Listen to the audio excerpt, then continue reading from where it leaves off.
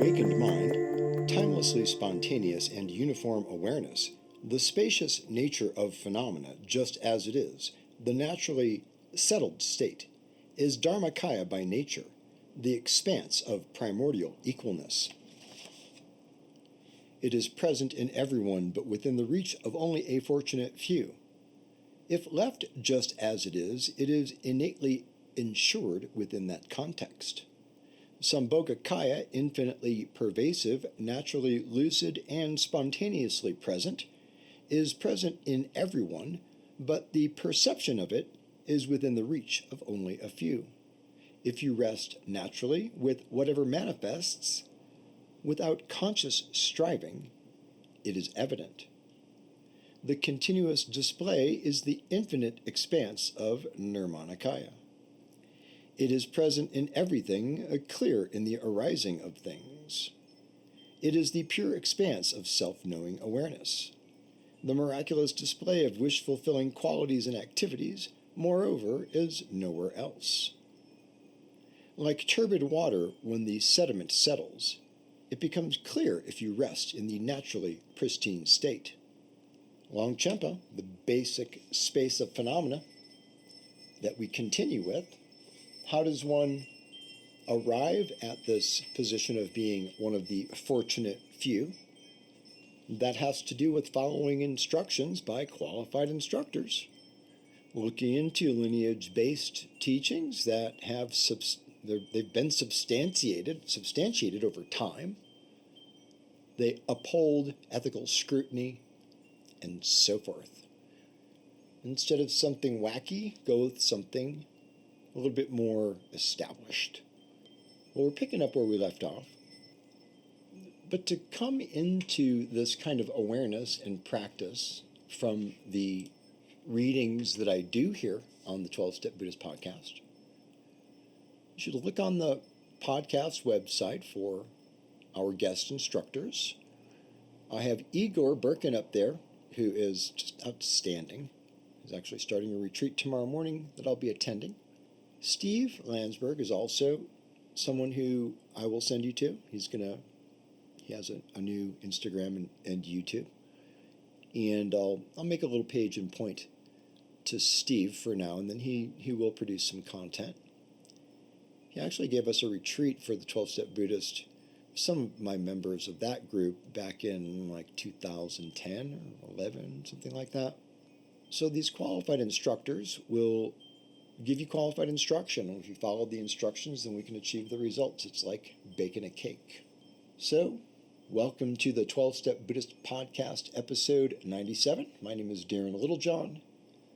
The Dance of the Nervous System, a Sympathetic and Parasympathetic. And this is part 2 of the Disregulated Addict Finding Spiritual Regulation series. So I want to say something about regulated people. And I'm going to mention a guy. I won't mention his name, but so there's a solid individual, or we'll just call him Bob, okay? So when the shit was going down, well, it's an old hip hop or an old gangster rap, I guess. When the shit comes down, what the fuck you gonna do? Dang, it feels good to be a gangster. So the idea, I've always thought, like, well, when the shit comes down, what the fuck who are you? Like, you know who you're made of. You know who you are. You know what you're made of then. Am I a weasel? Am I going to run? Or am I going to stand my ground? Am I going to run for safety out of intelligence? Or what kind of person am I? Who am I going to be in the situation?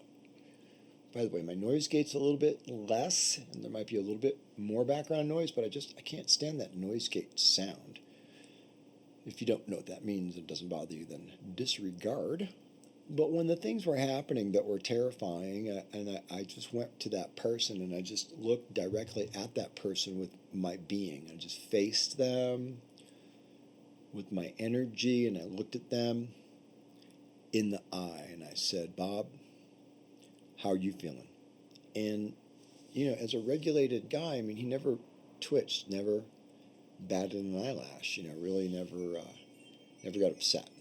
So I found that experience the other day. I was feeling very dysregulated, wherein, the amygdala, the fire alarm, is going, which is really what we're talking about in this series. How to deal with this kind of overwhelm, and it's easy for sensitive addicts in recovery, or out of recovery, to get overwhelmed. If we have some tools to give ourselves, a basis, a ground, a framework, an orientation, a support system. And to me, it requires understanding what's happening with me, because no one could really explain any of this stuff to me. It was here and there in bits and pieces. You can read The Body Keeps the Score, and that's an amazing book and huge bestseller, and I've met the author and so forth, but I'm trying to give it to you in a digestible manner. That book's a little technical, it's a little dry at times, and it's not specifically oriented towards addiction. But, trauma is an everyday word now, and everybody understands, thinks they understand things, PTSD and what have you, but there's really quite a bit to it.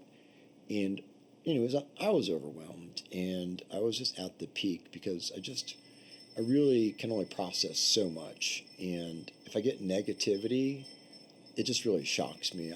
I really try to keep myself, at bay for any kind of negativity with anyone.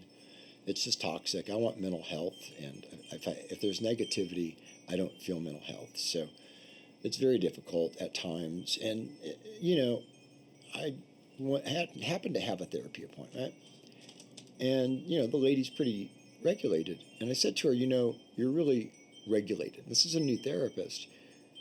And she says, well, Darren, that's because I was loved as a child. Just let that sink in for a second, and then she says, my mother, whenever I needed something, whatever she was doing, she would stop and go, yeah, what's up? And she was always available for me, and that's all I knew. And she says, she went into, obviously, what we're talking about here, going into the nervous system, and what happens when your amygdala is firing and you can't stop it. We tried to stop it with drugs or other abusive behaviors, cutting, or bad, relationships, gambling, sex addiction, just numbing out, dulling out, even if you're sober. There's a lot of ways to not heal. And the understanding of how to heal begins with this explanation that we have a nervous system. So we're going to do a little deep dive, not too bad, but parasympathetic, sympathetic nervous system, roles in stress, relaxation and recovery, and practical ways to balance these. So last time we dipped our toes into the vast ocean of the nervous system, exploring its role in the trials of stress, trauma, and addiction. Today we're going to dive deeper, exploring the dance of the sympathetic and parasympathetic nervous systems, the yin and yang of our body's automatic responses. So the autonomic nervous system, it's referred to as ANS.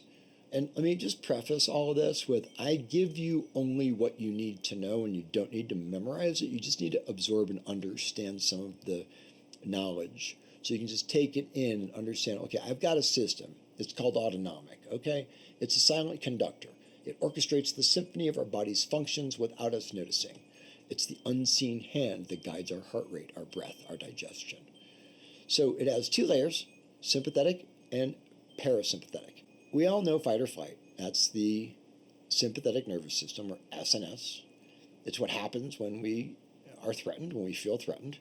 And, if you're an alcoholic, you know that, you bring out the warrior when you need the peacekeeper. Why do we bring out the warrior? Because these systems are going off without our control, without our volition, without our agency. And we feel out of control because we don't have agency to change. That's why we're addicted to things. That's why sobriety is uncomfortable.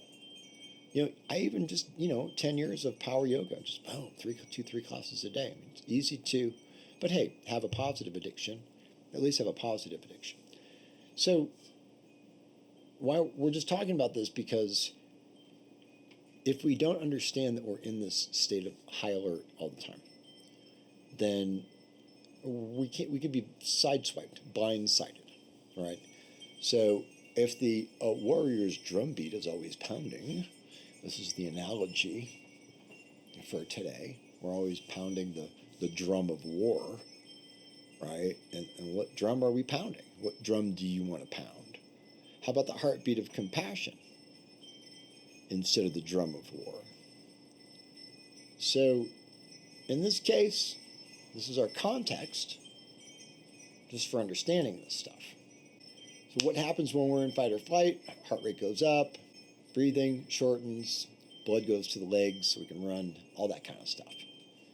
And the research shows us that things as simple as spending time in nature, being among the trees, on the beach, even just being at the park and looking at the sky.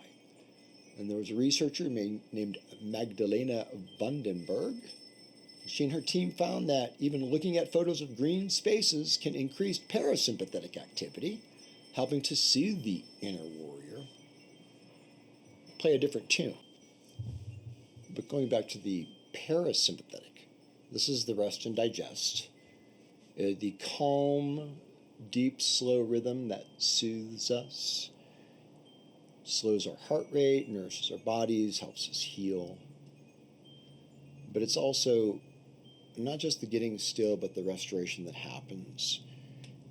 So you can imagine how much interplay there is. If our parasympathetic, and if you read a Compassionate Recovery, you'll see the specifics on this, but when the neurons that are firing don't give the body its ability to go into that rest and restore, we build up a chronic stress.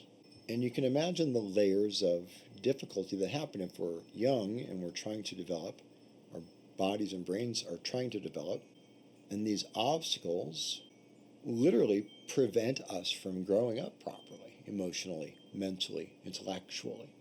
So what it means for the path of recovery, obviously, I've been saying this for many years, we use simple practices to help balance our own nervous system. I just want you to know that that's what you're doing.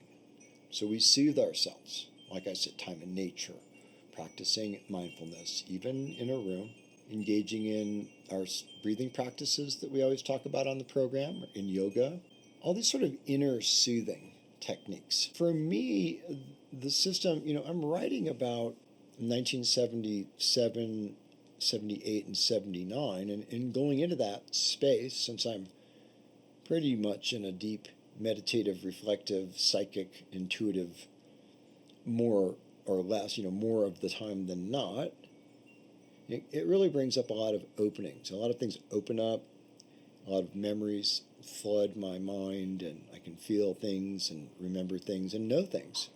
Know things with a different wisdom eye that I couldn't possibly have known then.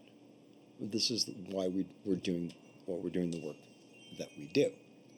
In the 12-Step Buddhist, in Compassionate Recovery, in the new one that I'm working on. But going into it really blew a lot of circuits, and then there was this incredible, hundreds of feet in the sky, flames and smoke choking us. And so it's really intense all at once.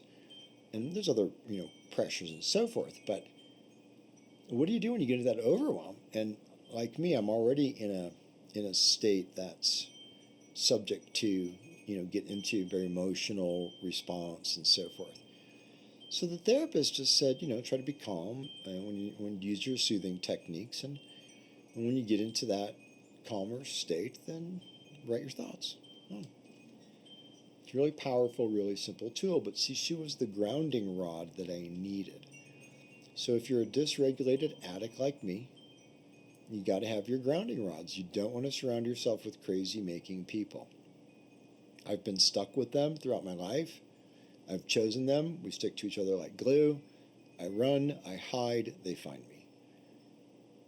If you're in this situation, the best that you can do is learn to relax and observe, and keep your mouth shut, hands to yourself.